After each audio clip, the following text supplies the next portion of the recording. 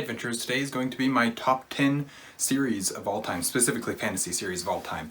I did this a couple years ago, maybe 2 years or something like that, and I wanted to do an update for this one because I finished some other series or caught up with some other series since then, and I want to just see where I'm at this point. Again, this is likely to change, but we'll go through this. So of course, honorable mentions, we'll start with those. Lightbringer by Brent Weeks. This is one that I've read the first 3 books in the series. I really like this series. I like a lot of what's going on. I like the magic system. I like the characters for the most part. There's a lot here that I like, and I just haven't finished the last 2 books in the series yet, and so I can't put it on this list. But it could easily be up there once I do put it on here, or once I do finish the series. Narnia. Chronicles of Narnia.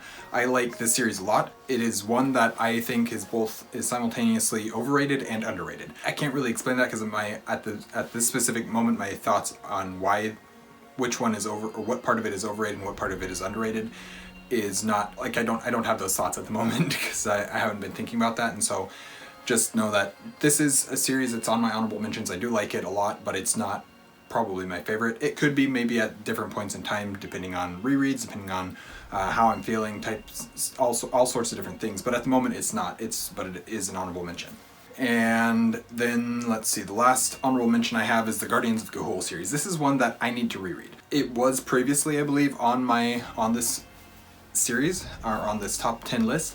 It's not anymore because I don't remember it well enough to really put it up here. I really liked it. I really liked a lot of what it was doing. I like the fact that it's about owls. I like anthropomorphic fantasy quite a bit, but especially that it was about owls, which is probably my favorite type of bird. And just the world building that went into it, the magic, the way that whole story and that whole world is set up, I really like a lot about that series. That being said, it's been 10 plus years since I read the last book, and I don't remember it, so I can't really put it on this series, on this top 10 series anymore. I need to reread it, and I do want to reread it. We'll see if I ever do that. If there's audiobooks, I might try for audiobooks, because I know they're short, which that doesn't matter so much, but I want to just take in the story once again and see if I can enjoy it for the story and see if it gets back up there. Anyways, that's enough about that. There's 2 other series that could probably be on this list somewhere. They're not really honorable mentions. They're not really in the top 10, but maybe at different times of when I'm creating this list they might be. So I'm gonna mention those, and that is Threadlight by Zach Argyle. I really like Threadlight. The first book doesn't do the series justice. The first book is great and it sets up the series as a whole, but it's really books 2 and 3 that really solidify the series as, oh, this is a cool series, I really like this. This is a random kind of a side thought that kind of ties into that and kind of doesn't, but sometimes a series, I can have a favorite series not for the, let's see, how was I wording this in my head the other day? I can like individual books in a series and not like the series as a whole, or vice versa. I can like the series as a whole and individual books in the series don't work that well for me. Threadlight is one of the ones where book 3, it was still good, but it wasn't as good as book 2, but the series as a whole I really liked.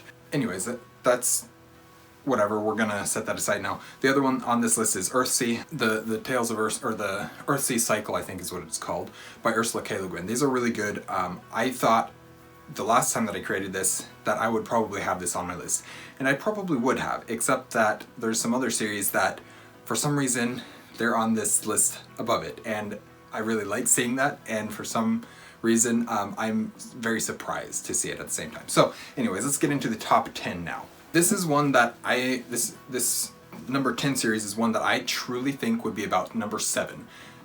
Except that we don't have the last book, and I don't know if that will ever get the last book. I really need that last book to put it up to where I want it to be.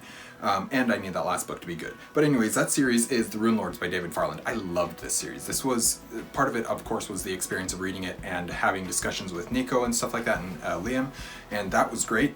But also just the series as a whole really worked really well for me, and because of that, Rune Lords is place 10. It's number 10 for my top 10 series of all time 2024 update. Top 10 fantasy series 2024 update. That's what I'm trying to say. And I do think it belongs in place 7, except that I need that final book to see how it ends to really really solidify that 7th place. So for now, because it's unfinished like that, it's going in my slot number 10 because I do want it on here, and I think it does deserve to be on here. At number 9, we have the Wingfeather Saga. I should also mention this. If I don't have the entire series, if I don't physically own the entire series, I'm only going to hold up the first book if I have it. If not, then there's going to be pictures of it. So anyways, number 9 is the Wingfeather Saga, and I'll talk about that in a second. Wingfeather Saga, books 1 through 4, I love. Book 2 is my favorite. I think it probably is 2, 1, 4, 3, I think is probably my ranking for the series. I really like this series. Book 2 is specifically my favorite. It raises the stakes in such a way that's believable, that's scary, that builds out the world. It also, the story starts to build out the world even further. The reason why books 3 and 4 are a little bit lower is because they play with tropes that I don't care for. Beyond that, the series as a whole I do really like, and it does deserve to be below Wingfeather. It deserves to be below Rune Lords. I cannot talk tonight. Rune Lords I enjoyed more, but Rune Lords is not finished. I need that 9th book for me to really put Rune Lords above Wingfeather. Now, there's also a companion anthology called The Wingfeather Tales that Andrew Peterson did not write. He may have written one of the stories in it, but he had various other authors come and write stories in that world. I love that anthology. I think it's fantastic. There's some continuity issues between the series or the world and the lore that's been set up and what happens in those books. That's okay. The stories themselves are really good, especially the final story in that anthology, which is The Place Beyond the Maps, I believe is what it's titled. And it's absolutely brilliant. The best piece of Wingfeather Saga material that's out there, by far. And unfortunately, that one wasn't written by Peterson, but still, the series as a whole is really good. And Wingfeather Tales, although kind of non-canon to some level, it is really good as well. Number 8 is the Lady Trent Memoirs, or Memoirs of Lady Trent by Marie Brennan. That's who wrote it. I know that.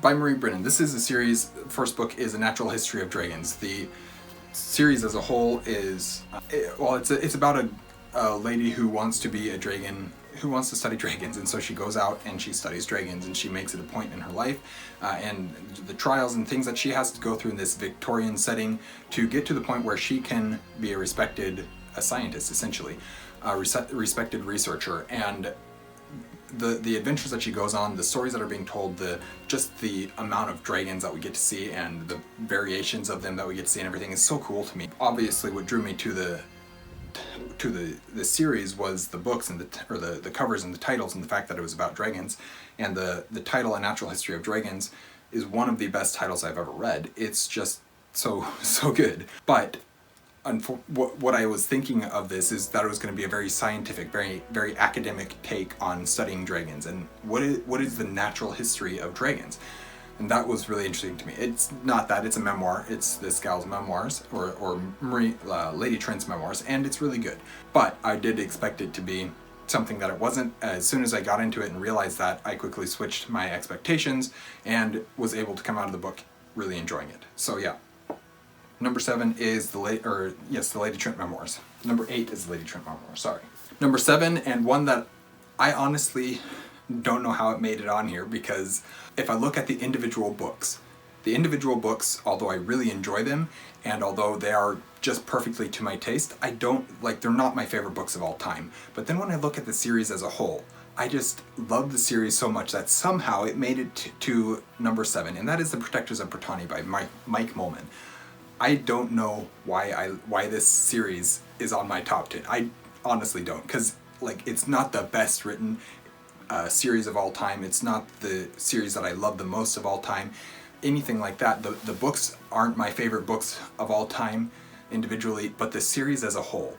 Just looking back at it, I have so much fun reading it, and I just absolutely love the time that I spend in that world, that somehow it deserves this 7th spot. And so I'm going to put it there because that's fun, and I think that's really cool that this series that by all metrics shouldn't be on here somehow is, and I really like that. Number 6, and this is where people are going to maybe start disagreeing with me a little bit. if they haven't already. Number 6 is the Stormlight Archive. Unfortunately, I don't have the hardcovers of Way of Kings and Words of Radiance. Eventually, I would like to get those. I would also eventually like to get some, I don't know, mass market paperbacks of these books are massive and kind of hard to read from, but it would be nice to complete the set. I might not. I might just get the 2 hardcovers and then call it good, because that's a lot of unnecessary.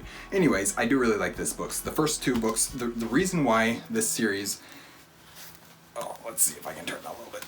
The reason why this series is number 6 and not higher is because I really like books 1 and 2. I really like Way of Kings and Words of Radiance, but Oathbringer, enjoyed it a lot, not nearly as much as the first 2, and then Rhythm of War, same thing. I think part of it is the experience I had with reading books 1 and book 2. I sat down and physically read them. It was just when I was getting into booktube, just when I was getting back into really reading a lot and focusing on reading, making it a priority. And the experience that I had with with Words of Radiance and Way of Kings is just something that I didn't have with the other 2 books. And because of that, those Oathbringer and Rhythm of War take the series down a little bit. Also, and I've talked about this several times before, but I like Sanderson's older works better than I like his newer works. I think that the way he used to write is more fitting to my personal tastes than how he writes now. And why that is, how that is, I'm not sure, but the Way of Kings and Words of Radiance are some of his older works. They feel like his older works, and they fit more to my tastes than the 2 newer ones did. Oathbringers kind of straddles the line between his older stuff and his newer stuff. It's kind of, Oathbringer is kind of that dividing line, and things before it I really like, things after it I like less. That's kind of how the Sanderson stuff works for me. But because of that, it does deserve to be on this list because I really enjoy it, but it does not deserve to be much higher than place 6, which is where I have it right now. Number 5 is another surprise. I was going through this list, and I knew what my top 4 were, and I knew what my bottom 5 were, meaning I knew what 1 through 4 were, and I knew what 6 through 10 were. But I didn't know what number 5 was. There was clearly something that this number 5 that did not, none of the series that I was thinking of could fit the number 5 slot. And then until I started looking back at some of the books that I've read and realized, oh, I do have one. I do actually have one that fits nicely right here. I enjoyed it more than Stormlight on the whole, but less than these other 4 series. And that is the Leoness Trilogy by Jack Vance. This is an Arthurian adjacent series about the Elder Isles, about pre-King Arthur medieval England type world.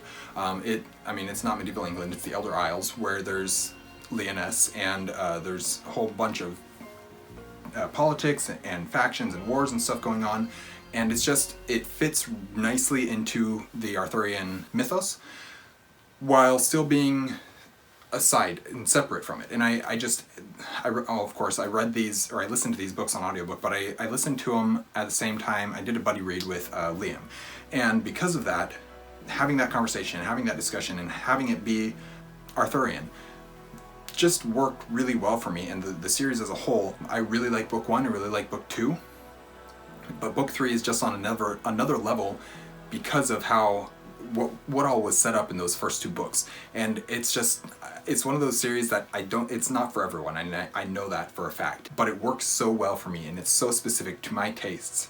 I'm excited to eventually try and read more Jack Vance, because I think Vance is going to end up being one of my favorite authors of all time once I've read a little bit more by him.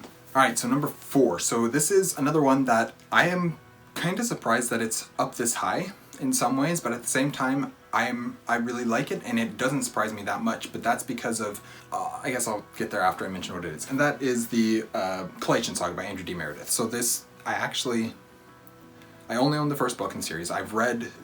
Physically I only own the first book in the series. I've read all 3 books in the series, so Deathless Beast, Bone Shroud, and Gloves of Eons is book 3. And this is a series that I probably wouldn't have put on here, except that book 3 did come out last year, and so there's enough of it now that I can really say, yes, I love this series. I love the first 2 books, and then that 3rd book really just solidified it. Yes, I love the series.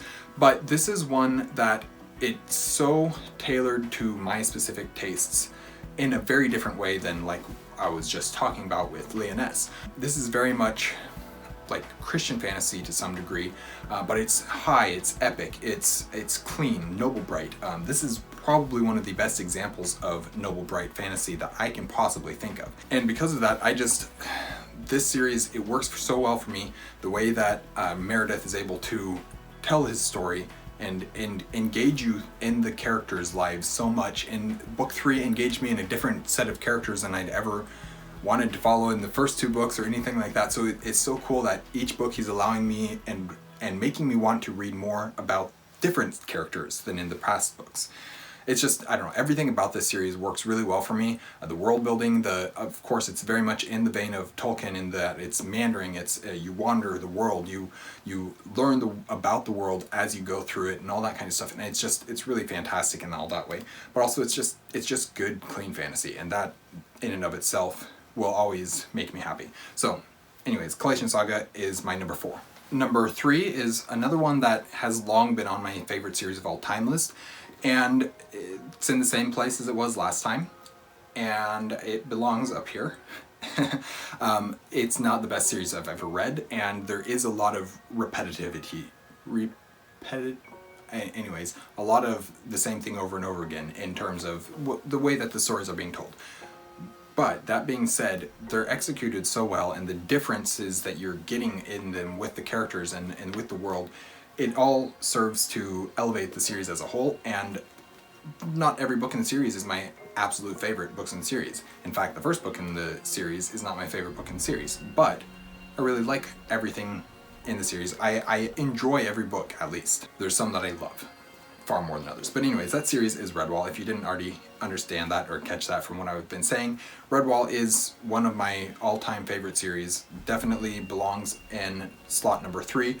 I could see it getting bumped down. I don't think it will ever leave my top 10, but as I continue reading more and more series, I could see Redwall dropping down. Even though there's some books that stand out so much higher than other books, Redwall, I could see it dropping down. As of yet, it hasn't, because I just enjoy reading and listening to the audiobooks. Honestly, the audiobooks for this series. Alright, we are going to attempt to actually finish this video out now since storage ran out. I was talking about Redwall. One of my favorite things about the series, let's talk about that real quick, and we'll change what I said last time because I don't remember it all. One of the things that I love about the series is the audiobooks. I think that the audiobooks are narrated by Brian Jakes for the most part. There's a couple that he doesn't narrate, but for the most part they're narrated by Brian Jakes, and then he has a cast of people who come and read for the various different characters. And what it does is it brings the books to life in a way that even the physical books cannot. I love the physical books, but the audiobooks just are on another level for me. Yeah, so that's really all that I need to say about that. This series could at some point potentially be knocked down. That would be great, honestly, because finding more series that I love, that's awesome. I would always love to find more and more series that make it above this series. But at the same time, if they don't, that's kind of cool too, because that means that Redwall is literally the peak of fantasy, and that's deserving. Anyways, I'm going to close this out. Well, I close this one out with Redwall out. Stop talking about Redwall now. And I will move on to number 2, which is the Mistborn Trilogy by Brandon Sanderson. I read the first book in, I think, 2014 or 2015, and it was just blew my mind. It's kind of really showed me that yes, fantasy is the best genre ever. It really solidified what fantasy, or that fantasy was a genre in my mind, kind of, because before that I'd read Lord of the Rings, Narnia, Guardians of Gahul, Redwall, stuff like that. I'd read some fantasy, but it wasn't that much. Mistborn kind of told me, oh, I actually really like this. But the world, the story, the magic, the characters, everything about it, it's what makes Mistborn my second favorite of all time. It's just so good. It's also part of Sanderson's older works, what I refer to as his older works. I talked about this with Stormlight just a few minutes ago. There's something about Sanderson's writing that changed about the time of Oathbringer, and I like stuff before Oathbringer much better than stuff after Oathbringer, for the most part. There's random books here and there that I like or whatever, but for the most part his older works fit my taste far better than his newer works do. I don't know why people say his writing is technically not as good in the older works, and that's probably true. He'd been writing for less time at that point. But I still really enjoy the older works, and I tend to enjoy them more than his newer works. Alright, I'm going to stop with Redwall, or I'm going to stop with Mistborn, and we will move on to my number one top favorite series of all time, which, to no one's surprise, is Lord of the Rings by J.R.R. Tolkien. This is a series that kind of defined me, defined my reading, defined my taste in literature. I read these at the perfect time. Of course, I should need to mention this now. When I'm talking about Lord of the Rings as my favorite series of all time, that includes The Hobbit and includes The Silmarillion. So it also includes the rest of Tolkien's Legendarium. But this series, specifically The Hobbit and Lord of the Rings, those ones were written and released by Tolkien before his death. As such, they're kind of held to another level of canonicity, I don't know, of they're the ones that people consider to be his most, be the series, the books that are the most important to Tolkien's world, and I agree with that. Silmarillion is just slightly less so in my mind, just like barely less so, not even really, but not functionally it's not less so, but in some ways it is. And then as you start going down the list, the unfinished tales, they're unfinished because Tolkien never wrote the rest of them, and so they don't really count. So many of his other books, I love them, they're great, but they don't quite line up in the same way as these ones for the series. I still do consider them, but when I'm talking about Lord of the Rings, I'm at least talking about these three books here as a series. And yes, these are my top books of all time. I've talked extensively about this series. I really don't need to talk about it anymore, and this video is long enough as it is, especially since I have to refilm the last ones because I ran out of storage, which tells me that the video is longer than it needs to be. So anyways, we will close now. Thank you guys for watching an Erudite Adventure. This has been my top 10 fantasy series of all time 2024 update, and thank you guys for watching. If you like what you're seeing from an Erudite Adventure, we'd really appreciate it if you would like, comment, and subscribe. We will see you guys again soon. Stay well.